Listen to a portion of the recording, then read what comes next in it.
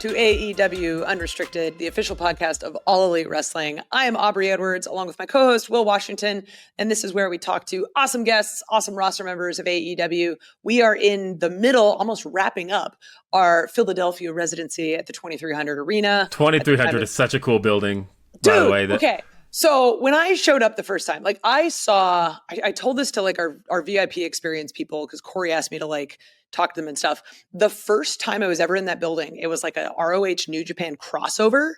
And like I saw the Briscoes for the first time. I saw the Bucks live for the first time. The main event was Adam Cole versus Nakamura. Like it was insane the amount of people on this show.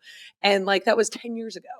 And now I'm here and I work with a good chunk of these people and I'm looking at this building and the way that our production staff has put it together, it is like, oh, like a young Anthony Khan is back in the day with his little sign. No, I love it so much. But I don't want to forget to remind everybody that this show is brought to you by our friends at Upper Deck. And you can collect your favorite wrestlers in 2025 Upper Deck AEW and start your trading card collection today. You can unwrap, autograph memorabilia, or premium tech inserts. Visit upperdeck.com to learn more. I've got my 2025 Metal Universe cards here. These cards, cool. These cards are so cool. We've got ourselves a look at that. This Metal Dustin, former TNT champion. Get well soon, Dustin. Get well soon, Dustin. Love Dustin. I was just texting with him the other day. We've got Dax Harwood. Look at this. Wardlow just recently returned, and here he is getting slapped here by Samoa Joe.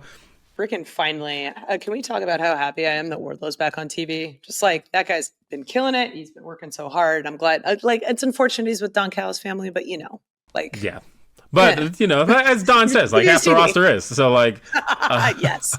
My son was joking the other day that he's like, you might have to start calling the company AEW / Don Callis family. Because all Don Callis wrestling. Yes. But no, talking about the 2300 building, like, it's so cool. The mural, the way the wall looks, it is such a, it's exactly what you think it's going to be. It feels as gritty backstage as it looks on TV, because that's exactly just what the building is, and that's how special it's been to professional wrestling. I was first time I was there was only just like a year ago, honestly. Really? That's not the first time in the building, but it was my first time backstage was a year ago for the Stardom show, where Toni Storm made her return to Stardom. Yeah, and that was such a cool moment that day, and for AEW to be running this residency here is so cool. We've got so much going on in AEW. It's been such an exciting time, and I know we say that a lot, but just thinking about where we've been in 2025 and how much progress we've made, and somebody recently posted a graphic that had every new signee in 2025 and how much of an impact that they've made, and it's really. Yes, but it's been a really special year for the people we've brought in as far as AEW is concerned. And I'm really always excited to get to talk to those names when we get them here on the show. And that brings me to our guest today, G-Brain. Who do we have today? Today, we are joined by one of AEW's newest signees, who I think as soon as I saw him in Cincinnati, I went, yeah, about time. It's Ace Austin. Hey, what's up, buddy? Hey, what's up? Yeah, I'm happy to be here. Stoked. Yeah, I'm so excited you're here. You've got an incredible style of wrestling. You're high flyer. You've got this great background. We'll get all into it today. But I want to ask kind of the obvious question, like, why AEW? Well, the way that the whole thing actually kind of fell into place was pretty crazy. But as far as, considering AEW as an option, right? It would be, it's a top option, right? It's a top player. When I no-brainer. No-brainer, exactly. Yeah, that's a better word for it. When I went into free agency earlier this year, I really wasn't sure what the next step would look like. I just took a little bit of time to catch my breath, because I started wrestling. I started training when I was 17, and then I debuted when I was 18, and it's pretty much just been 10 years nonstop. I mean, even during COVID, I was still regularly taping. So it was like, 10 years nonstop and 6 years on TV. And it's just like never slow down was always kind of how I treated it. And so coming into free agency was just like I took a quick breath and I started to have some conversations and see what the next steps might look like. And then when I saw AEW was coming to Cincinnati, it was just like, it's just, my career has been so many instances of like right place, right time. Mm-hmm. And that just sort of like all started to kind of fall into place.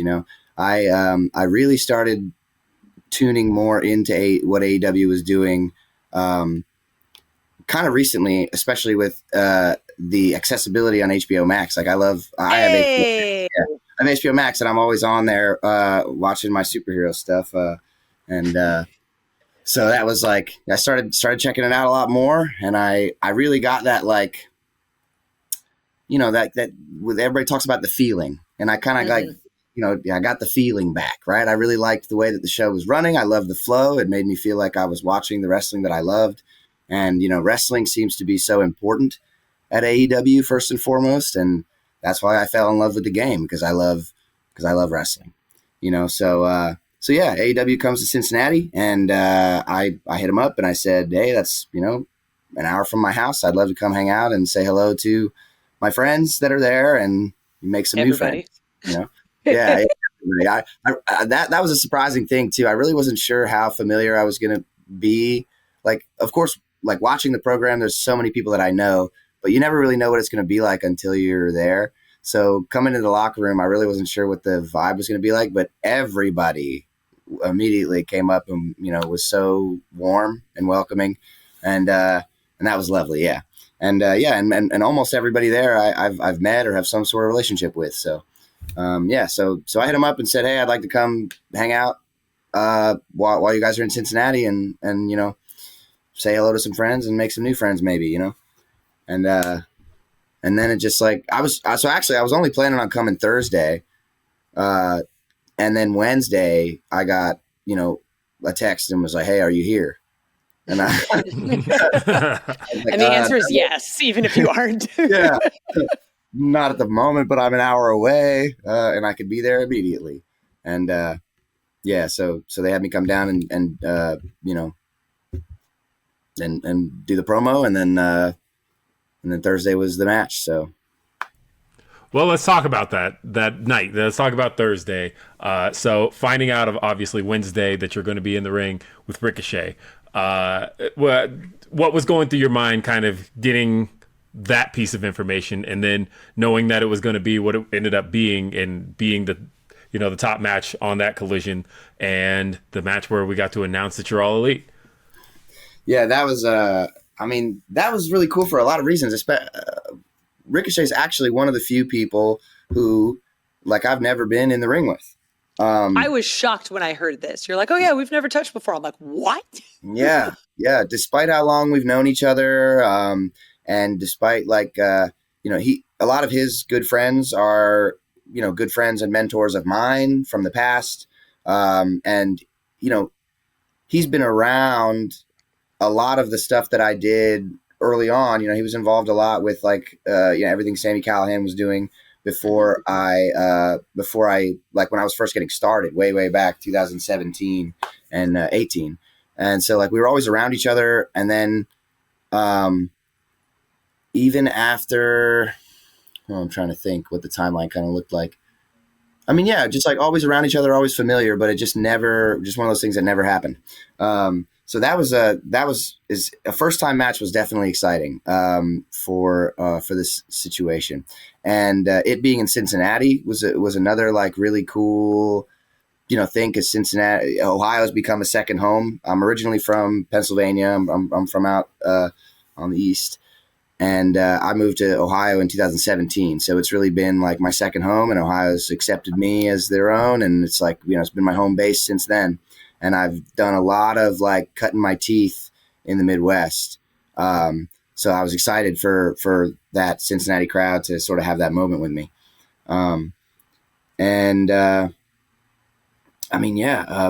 Besides that, it was just kind of like, I don't know, it just felt like I've always sort of taken this so seriously. And it's like, never stay ready so you never have to get ready, right? It's always the famous phrase. So it really wasn't like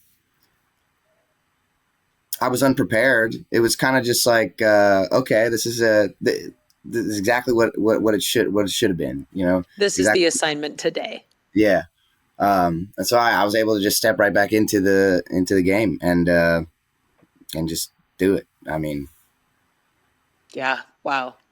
So I'm putting together the timeline a little bit. Grew up eastern side of Pennsylvania, moved to the Midwest right around the time you start training for wrestling.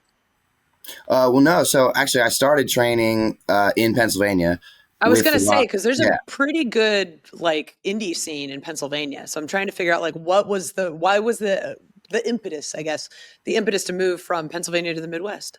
Oh, right. Yeah. So I started training at 17 with the Wild Samoans in Allentown, Pennsylvania. And in Pennsylvania, the athletic commission rule was that you couldn't perform until you were 18. You couldn't be a wrestler until you were 18. So I had to Very train. familiar with that. Yeah, I had to train for a year no matter what. So I started training at 17, and I picked it up pretty quickly. And I got a ton of extra training under my belt because I just had to wait. And then then I debuted when I was 18, and pretty quickly I started spending a lot of time out on the East Coast, farther on the East Coast towards Jersey. So like within my first year, I was doing a lot of indies out in Jersey, and then I got connected with CZW, and I started doing CZW's dojo program every week, and I would go to their shows every month, and I was trying to get an opportunity and all that whole thing. And I met like a ton of really important people in my career through that whole CZW thing. So spending time in Jersey was like perfect. It was pivotal. I always did a pretty good job of not staying in one place. And that's like a huge thing that like anytime that like young wrestlers ask me for advice, I try to tell them like that staying in one place really isn't going to get you anywhere. So that's really what I did. I trained for the year, and then I stayed in Pennsylvania for like a year and a half. Then I started spending a lot more time in Jersey for probably a year or so. And then that's how I met like Sami Callihan and a bunch of these guys from the Midwest that, were kind of like pulling me to come out there and try some stuff. Cause there was, AAW was really big going on then in Chicago, and Rockstar Pro was going really big in Ohio. There was a lot of really cool stuff happening in the Midwest at the time, 2017. Yeah. So then I started traveling back and forth a whole lot. And then an opportunity for me to move into a wrestle house opened up. I love wrestle house stories. Yeah. So I did that, and it was kind of crazy. There was when I first moved in, there was 13 of us. 13 of us in one house and one bathroom. No. Yeah. No, I lived with 6 dudes in college, and we at least had 3 bathrooms. I don't wish that situation on anybody. Yep. So 13 of us, one bathroom. We had a gym in the garage. It was awesome. Of course you did. Yeah. And people used to call us the wrestling cult. Like everybody thought it was everybody thought we were a cult. And it was really crazy. People rotated in and out of that house a whole lot. There was always people who like wanted it but weren't working hard enough, so then they would get the boot and somebody would take their place, and just a constant cycle of like who wanted it more. And then I moved out of that house into Sami Callihan's house after he moved back to Ohio from Florida. Mm-hmm. And then I lived with him for probably a year. Yeah, I think a little more than a year. And then right after COVID, when COVID happened, when quarantine happened and everything, I was living with Sami at the time. And then when that opened back up, I got an apartment with my girlfriend at the time, and then we got a place, and then our apartment fire happened, and then we moved into a place, and then now I'm like in a house that I'm getting ready to buy. Ooh, congratulations. Wow. That's exciting. Yeah. So it was all, that's kind of like, that was all the traveling that went on. It was always like a year, maybe like a year or like a year and a half in one place. And then I would sort of move on to something else and try to just like start, figuring some more stuff out and just opening up a little more. I mean, I've been in the Midwest since 2017, but I've been different parts of it. And then, and then as far as like the career stuff goes, moving out here was really great because that whole Wrestle House thing, just, a constant community of like stuff to do. We were all training together and everybody had bookings every weekend. So like if you weren't booked somewhere, you could go somewhere. And it was just like always networking, always meeting people. And then eventually 2018. Yeah, so that was 2017. 2018 is when I started getting a lot of like really big, much bigger opportunities. That's when things started really kind of rolling out for me. And I started figuring it out. I think at the beginning of 2018 is when I did, what was it first? MLW, I think. I did MLW at the beginning of 2018. And then I did 205 Live right after MLW. And then I did like my first, TNA's first, feel me out process was later in 2018 then. And then all that was going really well. A lot of great conversations, a lot of great opportunities and offers and whatever. And then by the end of 2018, the best decision for me was to start with TNA.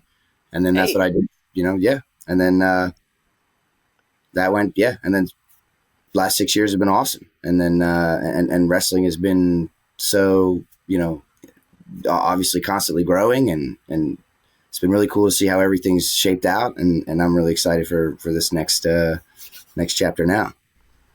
Love it. And I'm really excited to continue this conversation because there's a lot more I want to dive into. And we're going to do that right here on AEW Unrestricted. We're going to take a quick break, but we'll be back right here with Ace Austin. AEW Unrestricted. It's Aubrey Edwards. It's Will Washington. And we're talking with AEW's newest signee, Ace Austin. Mr. Austin, I want to ask you about a couple of things, but I want to kind of take it back a little bit to CZW because, I've been a follower of CZW for a very long time. And as I was going up and down some of your match listings, I was realizing how many names you got to work with in that time in CZW that you would have encountered in your first night in the AEW locker room. I kind of want to, what was that experience like, kind of reuniting with some of those people that you were around in that time period in the formative years of your wrestling career? Actually, that was really, really cool. And I didn't totally realize how many of those old like Jersey CZW friends that I had that were going to be there. Again, like from the outside looking in, you don't really think about it until you're surrounded by everybody. Penelope was one of them. Penelope Ford. Her and I wrestled each other at CZW's dojo in front of a crowd of like 10 people in early 2017. And it was the match on my YouTube channel at the time that had the most views just because she was a pretty girl. Like it had like the most views of anything I ever posted just because Penelope Ford was on there. It was funny. But yeah, her and like Yuta, like those are some people in the back that it was really, we connected, and it was just like, man, we're a long way from Blackwood, New Jersey. We're a long way from that CW garage. It's really, oh man, that was really, really cool. And I got to work with a lot of great people back then. And that's really what opened up my thought process. When I started training, I started with the Samoans. A big reason why I chose the Samoans, obviously, was because I wanted to be a WWE superstar, right? So when everybody gets into wrestling, not everybody, but when a lot of, kids, especially my age, when we got into wrestling, that's all we really knew. That's all we thought about, like my generation was just like, oh, that was the mindset. I want to be, because that's the only option. So it's like, this is where you go. So, especially in 2017. Like that's, what else you got? Yeah. Well, I started training in 2014. I was just thinking about that in 2014. Yeah. So even then it was like, obviously that was the goal. So when I started training with the Samoans, that's like what I had in mind. And they trained you with that idea in mind, right? Mm-hmm. That's kind of like what the objective was going there. And so it wasn't until the first time I went out to CZW and I started meeting all of these really successful independent wrestlers that were doing a lot of things and none of it was involved with WWE. They were doing all this stuff all over the world. They were like making a living for themselves, and I didn't really know anything about independent wrestling at all in any capacity until I started training. That's really when I learned that like all these shows go on all over the place all the time, and there's a whole underground community, and it's like, so that was just like so mind blowing. And then when I started going out to CZW and meeting a lot of these guys, who are, you know, at the top of the game now, that's when I started realizing that there was more to wrestling than just that. So I started so my goals changed, you know, early on. My goals started to really shift. I wanted to become a pro wrestler, not just a WWE superstar. I think there's a huge difference. Mm-hmm. Yeah. And, you know, yeah. And like I was saying earlier with how like the focus in AEW is so much more on the wrestling, and wrestling is what I love, you know, so that's kind of why my goals started to shift. I love the art form, and I'm so passionate about what we do, and being in the ring is just like, there's just nothing else like it. I mean, I did theater before wrestling too, and I love that. And if it wasn't for wrestling, I probably would still be doing a lot more with musical theater. But musical theater. You and I are gonna be like good friends. yeah. I was in 14 shows. Yeah. We got to take a detour here for a second. Yeah, we could definitely talk about that. Yeah. But nothing else. But to finish the thought, you know, nothing else really. There's no other feeling in the world like what pro wrestling can give you, and there's just no other art form or medium that is quite as like intricate and exciting and just like so out there and different and special, like what we do.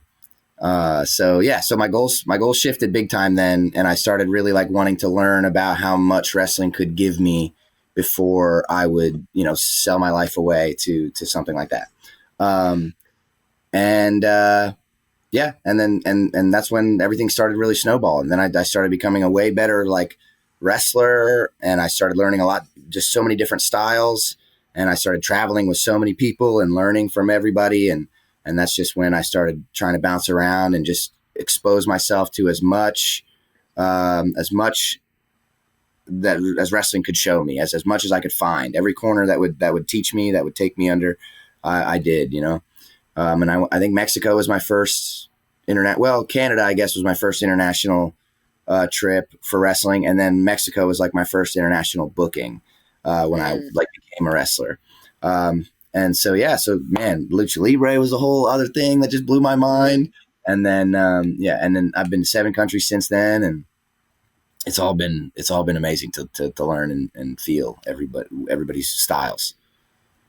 So I love that you can tell the theater kids, because they always describe wrestling as it's the only medium that ... And I'm like, oh, I know your background. This is where it's at. So I'm curious. So I danced ballet for 22 years. So Oh, wow. I have a lot of like, I see a lot of similarities between being a referee and being a ballerina. I could go into it, but this podcast is about you. So I'm curious, like, what did you take from theater and doing all this musical theater, and did you incorporate that in any way into your wrestling? Absolutely. Yeah. Just like being comfortable in front of an audience, being a showman, having stage presence, you know, like, yeah, being able to open up to the crowd / cameras, you know, cheating your back, obviously, all like, oh, there's so many things that go hand in hand. And I really like that question, for a different reason too. You know how some people say that, like, oh, if you don't get nervous anymore, if you don't get butterflies anymore, you don't love it. I don't believe that. That's not how I've ever, because for me, like, I don't really get nervous before I go through the curtain, because for 2 reasons. One, because of the musical theater background. I was able to expose myself to like performing in front of audiences really, really early on. And it's something I got really comfortable with really quickly.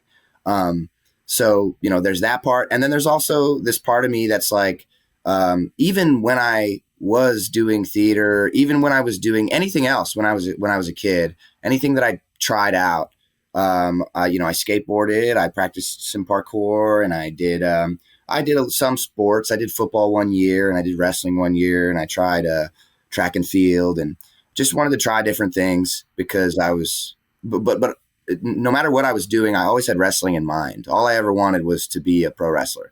And so like anything I tried as a kid was to just give me another tool in my tool belt that I could really like use later on. That's kind of how I always looked at everything. Everything was temporary. Everything that I was getting into, all my hobbies, everything in my mind was temporary because like wrestling was my future. And with that in mind, it's always like wrestling has always been at the heart of what I do. So I don't get nervous when I go out because like it's what I do. It's what I was designed to do. It's what I believe like is my purpose entirely. So there's just no sense in sitting backstage and freaking out about my livelihood. It's like it's the thing that I'm good at, and I know that. You know, and everybody's different. I'm not saying that if you get nervous, you know, you shouldn't get nervous. Everybody's different. But yeah, for me, I don't feel those nerves because like it's fully what I feel like I'm like designed to do. It's like what my mechanism consists of. Wow. Like, honestly, that is probably the first time I think anybody's kind of taken that stance on this show. And I think that is extremely fascinating. Because, again, you know, thinking about the nerves and all of that, but like especially we were just talking about kind of your first night in Cincinnati, and you know that's always my mentality going into these interviews is like, oh, you know, were you nervous? And thinking about the idea that no, this is what I do, this is what I do best, is again just a very different way of looking at things, but it's exciting to hear it, and it gets me pumped up just hearing it. I will admit that I was a little nervous in Cincinnati. I was a little nervous for sure. It wasn't, you know, I wasn't freaking out or nothing, but it was like the first time in a long time that I was like in an not uncomfortable, in a different setting. You know, the first time in 6 years that I had been with a different company at this level. Well, I guess besides New Japan, I did forget to mention earlier that like while I was with TNA, I did New Japan. Oh yeah, we're gonna get into that. Yeah. We'll get to that. Of course, in 2022, and that was like an amazing experience. I'm definitely excited to talk about that. But yeah, that night in Cincinnati, it was like it was a different, just a different direction. I was heading in a different direction. I could feel that things were kind of different. So there was some nervousness, a little bit of uneasiness, but I was really able to just have that conversation with myself where I say like, you know, don't forget, this is what you do. It's the same. Doesn't matter what the stage is. I'm going out to do the same thing that I've done every week for the last 10 years of my life. It's this. Thinking about the musical theater question for a second. Yeah. I have to ask, Ace Austin, do you sing? I do. Okay. So we did this karaoke event back in July. Okay. Yeah, I'm going to be hitting you up the next time we plan one of those. All right. Karaoke. But we're not done with this question though, because I'd be a little nervous. I do have to ask, what is the go-to musical theater song for Ace Austin? Oh, that is tough. I think Rent is probably my favorite show. Just overall. So like there's just some songs in there like Tango Maureen really like is like a good one. But I also think that Hamilton is like such a unique and special show. That's like one of those things that you can kind of listen to casually with people that don't necessarily know too much about musical theater, and they'll kind of like vibe with it. Yeah, of course. Yeah, we're I just recently saw Hamilton live for the first time at the Ohio Theater in Columbus, and it was like so cool, so awesome. It's an incredible performance. I haven't gotten to see it live yet, but I'm really like looking forward to it. I feel like there's a lot of similarities in Hamilton where it brings people back to musical theater the same way that like AEW brought people back to wrestling. Yeah. Like I kind of see a little bit. Like it's pretty neat. It's pretty neat. I would agree with that. We did mention New Japan. We will bring that up. We got to take a quick break here on AEW Unrestricted. So stay tuned after the break. Unrestricted. AEW Unrestricted, Aubrey and Will. We are talking to Ace Austin, one of the newest signees at All Elite Wrestling. And we teased it a little bit in the last segment. We talked about New Japan because you were a part of Best of the Super Juniors in 2022. It's an amazing tournament, and I'm sure it like totally helped your growth as an in-ring performer. Can you talk about that experience a little bit? Yeah, I've said this a few times over the last couple of years, but I think that experience really changed my life. I had been to 6 other countries before that. No, 5 other countries before that. Japan was number 6, and then Germany was number 7. I write down all my stuff. By the way, I write down all my stats. That match in Cincinnati was my 1,022nd match with Ooh. Ricochet. But anyway, yeah. Yeah, so that I've said before, I feel like that experience really did like change my life. I started like I was so like proud of the position that I was in going over there and being like a representative and being the X Division champion at the time and being the first and the only to ever do that at the time to bring the X Division title to to New Japan and compete like that.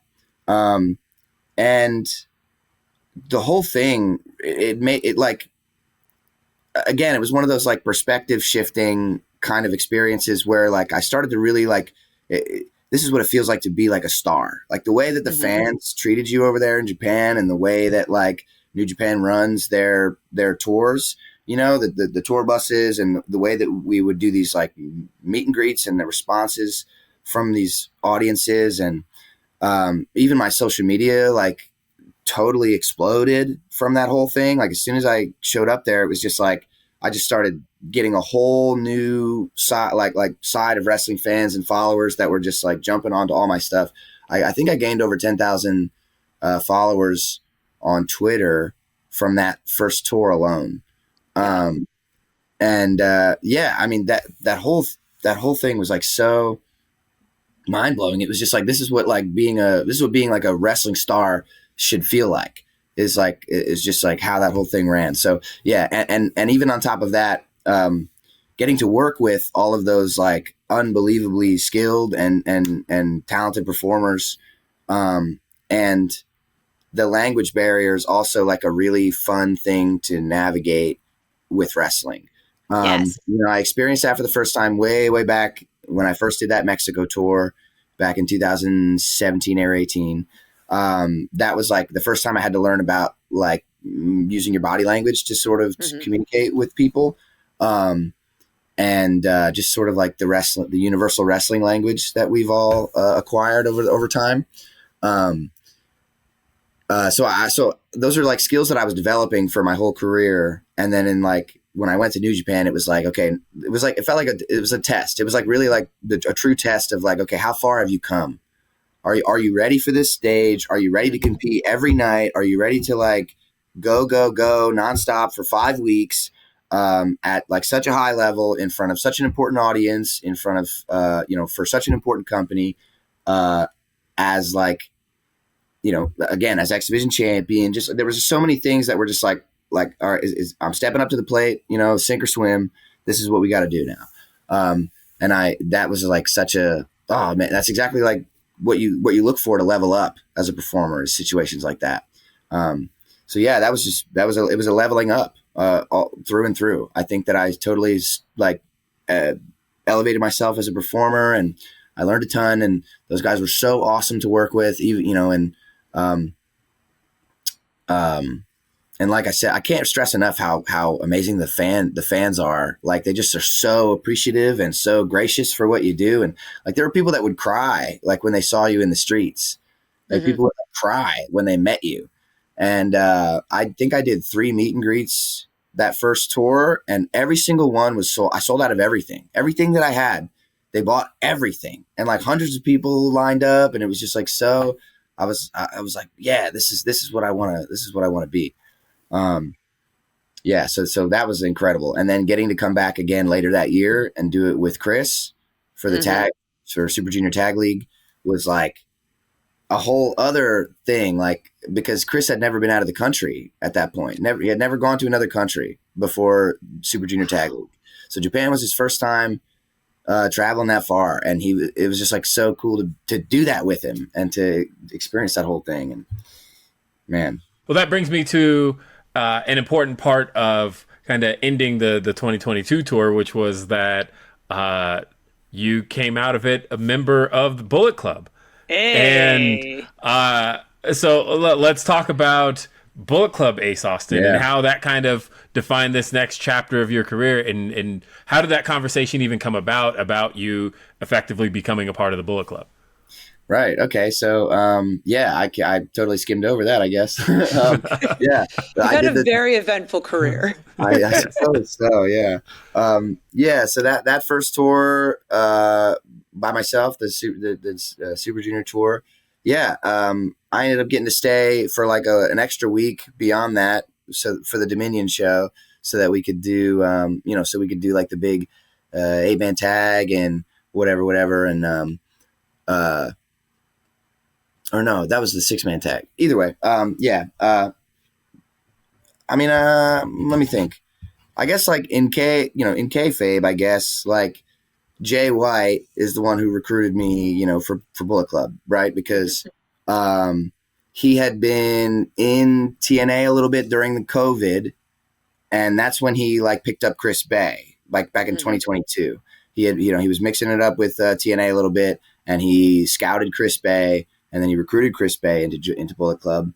And then fast forward 2 years, now I'm coming into New Japan as X Division champion, as like a high caliber performer. And so he had his eyes on me. He scouted me. And then, obviously throughout that tour, it was like, here's an opportunity, and I think, the promo that I cut when I did join, it was just like, it's like, how do you say no to that? How do you say no to an offer like that, a life-changing offer to be a part of something so, pivotal and so like culturally significant to wrestling? Of course, I would love to do that.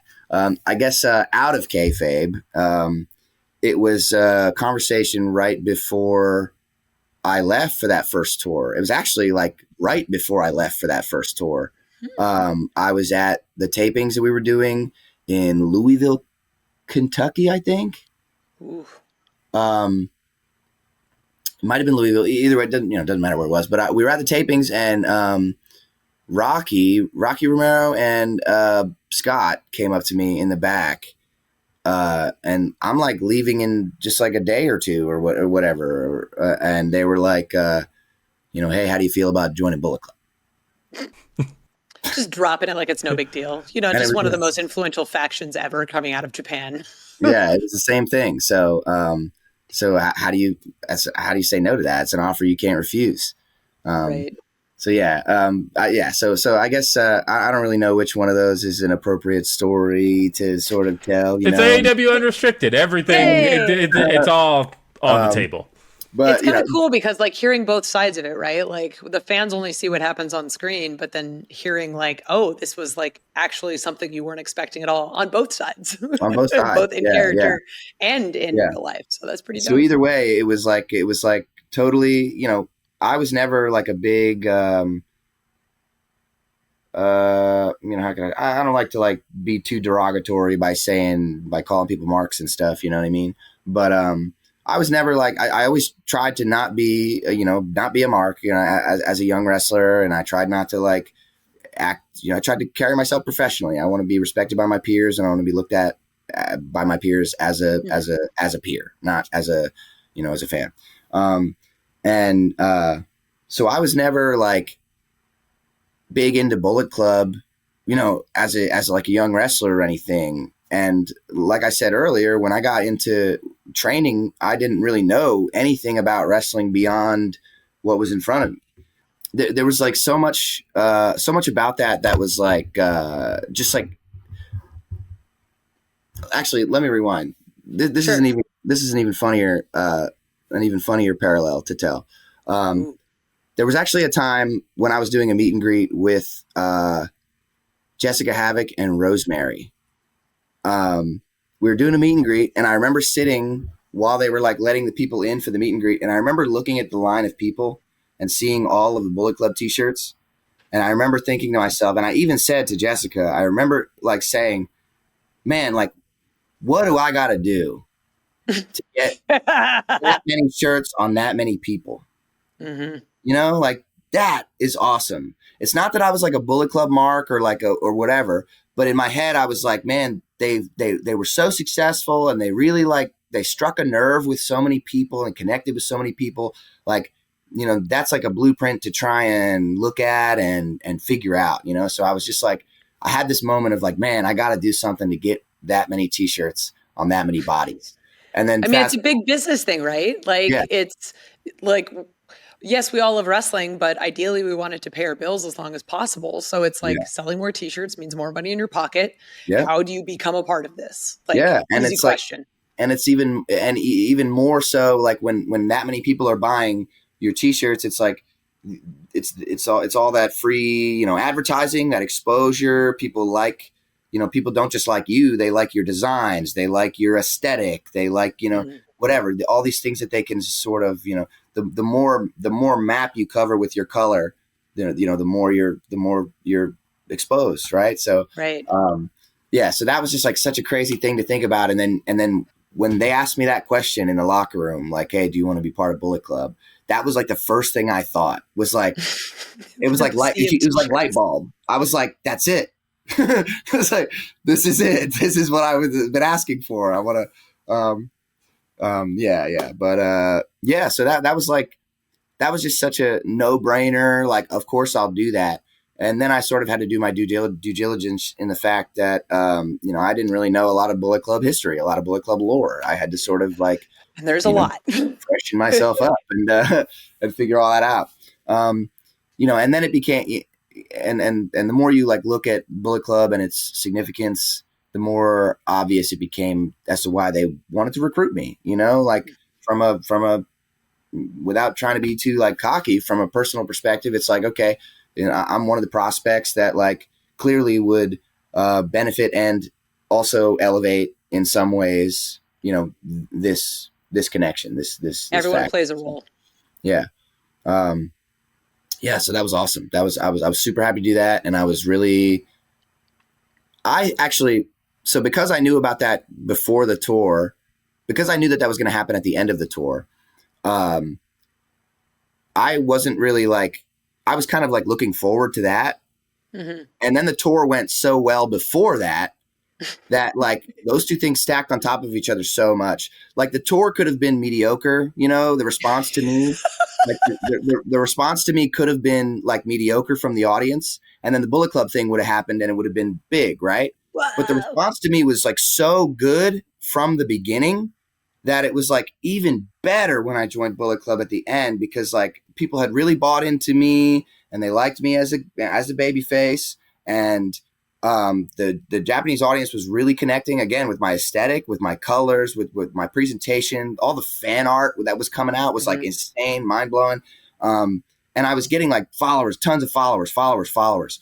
And it was like all building up so well, like better than I could have even imagined or planned for. It was all building up so well. And then me and Alex Zane just organically built this friendship that like wasn't even meant to be on screen. It was just like, we were like, obviously two Americans, two Gaijin traveling together. So we would try stuff, together. We'd go to the gym, whenever we had the time.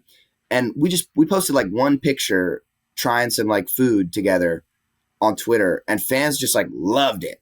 So then we started like doing that every day. We would just take pictures together, going different places, seeing different things, trying new stuff.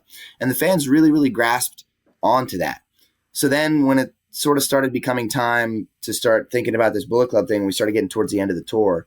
I was the one that was actually, I suggested, I was like, we should get Alex involved in this somehow, because like, if I'm going to turn to the dark side, if I'm going to become a bad guy here and everything, then I think the best way to get like some heat would be to use my best friend. That whole Japanese audience, at this point, they've like really like attached onto our friendship, and they want to see us, like be best friends. So we got to like do something here. So that was just such a perfect storm. Like I could not have really planned for that to like, obviously going into that, I just want to give it my best shot and just do my best, but I could not have planned for that to like have gone as well as it did. Just, it all built up so perfectly. And then the Bullet Club thing on top of it, even if like Bullet Club wouldn't have happened, the tour would have been successful. It would have been like really great exposure, really great whatever. Everything would have been awesome. And then the Bullet Club was just like cherry on top. It was just like, oh shit. Everybody was like, okay, this is perfect. Perfect storm where we're going.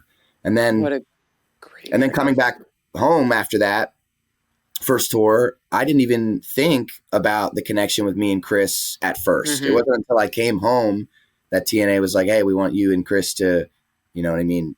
We want to try something with you guys as a team now because you guys are 2 Bullet Club guys. That's exactly what we were going to get into next. Yes. Talking Like about the team. texting Will.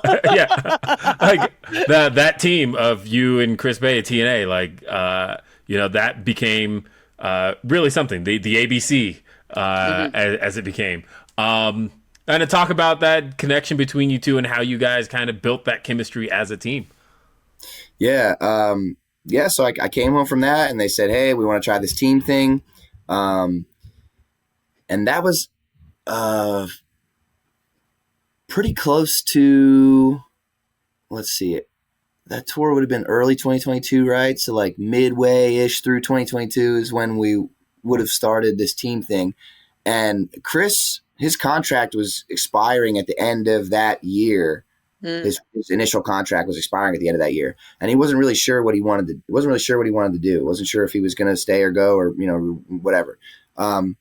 So when they put us together, we actually had like a heart to heart. Really, like I called him on the phone one day, and we talked about it for like 2 hours, I think, where we were sort of just like talking about our goals, stuff that we saw for ourselves individually, whatever, kind of the things that we just sort of talked about all of it. And then we put our heads together and we were like, okay, how much do we want this tag team thing to succeed? Because it all hangs on how much effort we plan on putting into this. Either we're just going to be like lumped together and then we're going to, go our separate ways, or we're going to try to be a team. We're going to try to get this over, right? Our job is to get it, whatever we're doing, we have to get it over. So like, are we going to knuckle down and do this or not? And we just, so we made that active decision to like bring our heads together and actually like try to make it something. And because of that, and also because we had worked so well prior to that, as opponents, it really like, again, just another like perfect storm, right place, right time sort of thing that happened for both of us. When Chris's first match, his first like opportunity match for TNA was an Explosion match in 2019. And it was against me in California. It was like the first time that they were giving him a shot. It was against me. And so then they bring him into TNA later, or maybe that was 2018. Either way, they bring him into TNA later, and then they put him right in the X Division title picture at the time when I was chasing it. So it was like right away we were like, oh, okay, now we have to do this. Now we have to circle each other in competition, And so we're able to play off of each other. As a competitor, you want to sort of try and attack the weaknesses, right, of your opponent. And then coming together as a team, it was really cool to be able to like, okay, we recognize each other's strengths and weaknesses, and now we can just like step together and try to step in sync and cover that up for each other and make that whole thing work. So all that really just fell right into place. And then they stuck us in there with some of the best, like off just right from the jump. Our first match as a team was against the Motor City Machine Guns. Yep. So it was just like right into the deep end, again, sink or swim. It's always been like sink or swim. Are you ready or not? And it's always, knock it out of the park every time. You have to. Yeah. I feel like your entire story is like, just be ready for opportunity. You never know when it's going to happen, but you're making those opportunities present themselves to you because of your work ethic, because of your love for this, because of all of your life experiences and taking those and trying to incorporate them into wrestling. I feel like you're just a constantly growing person who is just trying to go for the next best thing. Yeah. And I love that attitude. And I love that you're now a part of our locker room. Yeah, I like that. I used to always say, like, going back to the right place, right time thing, like another thing that I've always kind of said to like my, people who ask me for advice and stuff, it's like, I've been fortunate enough to be in the right place at the right time, but that's because I put myself in the right place and it's always the right time. Mm-hmm. Yes. I've never gone all the way back to that initial idea of like not sitting still. If you stay in the same place, nobody's going to come and find you. It was just like early on, I learned that you have to constantly travel and put yourself in front of people's faces and freshen their minds in order for that to work out. I mean, how many times have we all driven somewhere multiple hours for maybe not even $20 just to put your face in front of somebody else, and who knows what came out of that, right? That was I think I think that's like something that like all of us kind of attach ourselves to. And that's just like how you become successful in wrestling. And I think you're the poster child for that. And I'm just so happy that you were able to chat with us today. I feel like we covered like this much of your career and we have like this much more to talk about. So we're going to have you on again in the future because this was great. This was dope. I would really like that. Yeah. Hell yeah, man. Yeah. I mean, coming full circle, it's really just like, everything happens the way it should. And, you just have to play the cards as they are dealt, as it were. I like how you kind of wrap that up with the cards thing. I am really excited. I am really excited to be a part of AEW right now. I think that like, the whole thing about where the best wrestle is like, is for real. There's a reason there's a reason it's a destination spot. And it's just like, some people, obviously people online are always debating as to whether it's good to have like random matches or not. And I mean, we like wrestling, don't we? So why not like every match is a good match if it's every wrestling. match is a good match. Every match has potential to be a good match. There's always like, always so much to do. So there's so much work to do. I'm just like really looking forward to this. Well, I'm looking forward to seeing what Ace Austin has to bring to AEW in the future. Thank you for being here. You can follow Ace Austin on Instagram and on Twitter or X, depending on your mood. _Ace_Austin. And don't forget, AEW Unrestricted is sponsored in part by Upper Deck, and you can collect your favorite wrestlers in 2025 Upper Deck AEW and start your trading card collection today. Unwrap autograph memorabilia or premium tech inserts. Visit upperdeck.com to learn more. And you can listen to and follow this podcast, AEW Unrestricted, at Apple Podcasts, Spotify, or wherever you get your podcasts. And check out video episodes on our YouTube channel so you can see our beautiful mugs. You can see Ace Austin's beautiful cat in the background of his shot.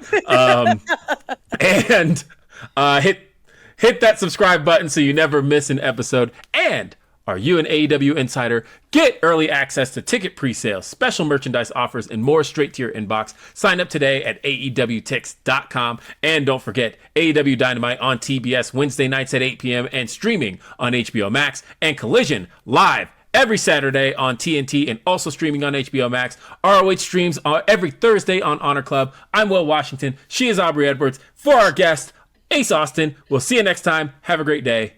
Peace.